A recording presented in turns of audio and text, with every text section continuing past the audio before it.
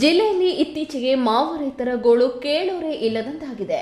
ಸುಮಾರು 45 ವರ್ಷಗಳಿಂದ ಮಾವಿಗೆ ಸರಿಯಾದ ಬೆಲೆ ಸಿಗದೆ ರೈತರು ಸಂಪೂರ್ಣವಾಗಿ ಕಂಗಾಲಾಗಿದ್ದಾರೆ.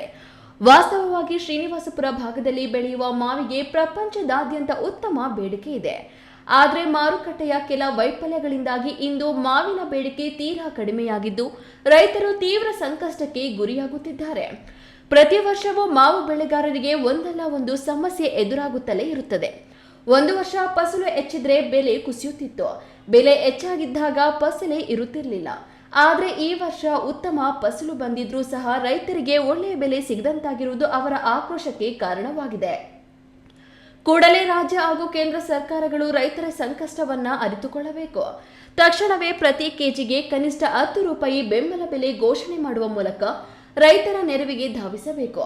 ಹಾಗೆಯೇ ಈ ಭಾಗದಲ್ಲಿ ಮಾವು ಸಂಸ್ಕರಣಾ ಘಟಕಗಳ ಸ್ಥಾಪನೆಗೆ ಸ್ಥಳೀಯ ಮುಖಂಡರು ಮುಂದಾಗಬೇಕು ಎಂದು ಕರ್ನಾಟಕ ರಾಜ್ಯ ರೈತ ಸಂಘ ಹಾಗೂ ಹಸಿರು ಸೇನೆಯ ಅಧ್ಯಕ್ಷರಾದ ನಾರಾಯಣಗೌಡ ಮನವಿ ಮಾಡಿದರು.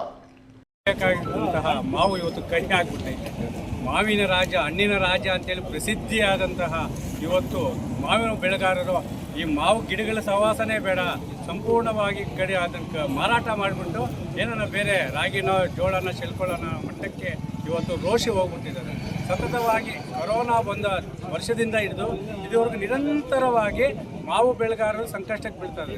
ಒಂದು ವರ್ಷ ಫಸಲಿದ್ರೆ ಬೆಲೆ ಇರಲ್ಲ, ಬೆಲೆ ಇದ್ದರೆ ಫಸಲಿರಲ್ಲ, ಬೆಲೆ ಫಸಲು ಎರಡೂ ಇದ್ದರೆ ರೋಗ ತಡೆ ಬರ್ತಾ ಇಲ್ಲ. ಇಷ್ಟರ ಮಟ್ಟಿಗೆ ರೈತರ ಪರಿಸ್ಥಿತಿ ಆಗ್ಬಿಟ್ಟಿದೆ. ಮಾವು ಬೆಳೆಗಾರರ ಪರಿಸ್ಥಿತಿ ಅಂತಂದರೆ ಸರ್ಕಾರ ಏನೋ ಬೆಂಬಲ ಬೆಲೆ ಕೊಡ್ತದೆ, ನಾವೇನೋ ನಮ್ಮ ಕುಟುಂಬನ ನಿರ್ವಹಣೆ ಮಾಡೋಣ ಅನ್ನೋ ಮಟ್ಟಕ್ಕಿದೆ. ಕೇಂದ್ರ ಮತ್ತು ರಾಜ್ಯ ಸರ್ಕಾರ ಈ ಕೂಡಲೇ ಮಾವು ಬೆಳೆಗಾರರ ರಕ್ಷಣೆಗೆ ನಿಂತು 10 ರೂಪಾಯಿ ಬೆಂಬಲ ಬೆಲೆ ಘೋಷಣೆ ಮಾಡಬೇಕು. ಇನ್ನು ಪ್ರತಿಭಟನಾ ಸ್ಥಳಕ್ಕೆ ಆಗಮಿಸಿ ರೈತರಿಂದ ಮನವಿಯನ್ನು ಸ್ವೀಕರಿಸಿದ ತಾಲೂಕು ದಂಡಾಧಿಕಾರಿ ಸುಧೀಂದ್ರ ಅವರು ರೈತರ ಈ ನ್ಯಾಯಸಮ್ಮತ ಮನವಿಯನ್ನು ಕೂಡಲೇ ಜಿಲ್ಲಾಧಿಕಾರಿಗಳಿಗೆ ಹಾಗೂ ಸರ್ಕಾರಕ್ಕೆ ತಲುಪಿಸಿ ಸಂಕಷ್ಟ ಬಗೆಹರಿಸುವ ಭರವಸೆ ನೀಡಿದರು. ನಂದೀಶ್, ಈ ನ್ಯೂಸ್ ಟಿವಿ, ಶ್ರೀನಿವಾಸಪುರ.